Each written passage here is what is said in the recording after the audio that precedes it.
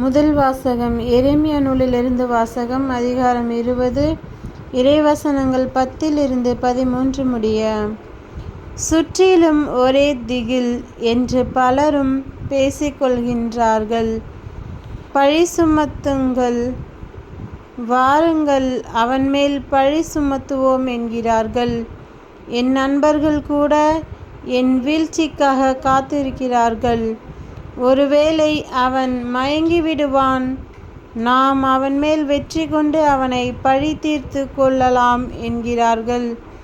ஆனால் ஆண்டவர் வலிமை வாய்ந்த வீரரைப் போல என்னோடு இருக்கிறார். எனவே என்னை துன்புறுத்துவோர் இடறி விழுவர், அவர்கள் வெற்றி கொள்ள மாட்டார்கள். அவர்கள் விவேகத்தோடு செயல்படவில்லை. அவர்களின் அவமானம் என்றும் நிலைத்திருக்கும், அது மறக்கப்படாது. படைகளின் ஆண்டவரே, நேர்மையாளரை சோதித்தறிபவர், உள்ளுணர்வுகளையும் இதய சிந்தனைகளையும் அறிபவரும் நீரே. நீர் என் எதிரிகளை பழிவாங்குவதை நான் காண வேண்டும். ஏனெனில் என் வாழ்க்கை உம்மிடம் எடுத்துரைத்துள்ளேன். ஆண்டவருக்கு புகழ் பாடுங்கள், அவரை புகழ்ந்தேத்துங்கள். ஏனெனில் அவர் வறியோரின் உயிரை தீயோரின் பிடியினின்று விடுவித்தார். இது ஆண்டவர் வழங்கும் அருள்வாக்கு. இறைவா, உமக்கு நன்றி.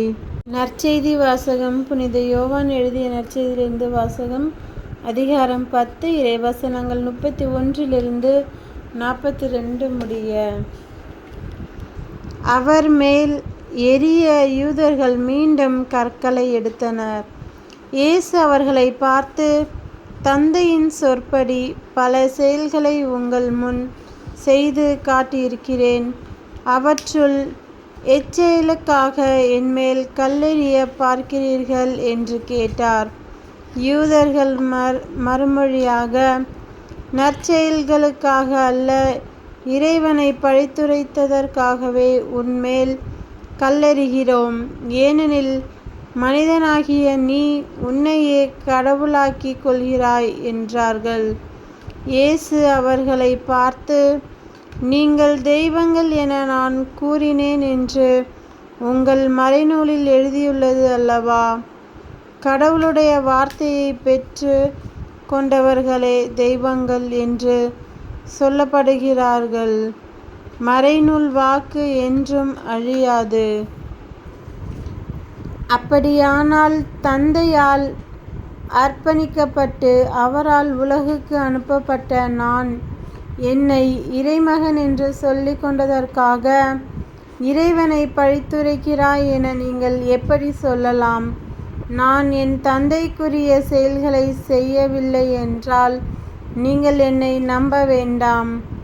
ஆனால் நான் அவற்றை செய்தால் என்னை நம்பாவிடினும் என் செயல்களையாவது நம்புங்கள். அதன் மூலம் தந்தை என்னுள்ளும் நான் அவருள்ளும் இருப்பதை அறிந்துணர்வீர்கள் என்றார்.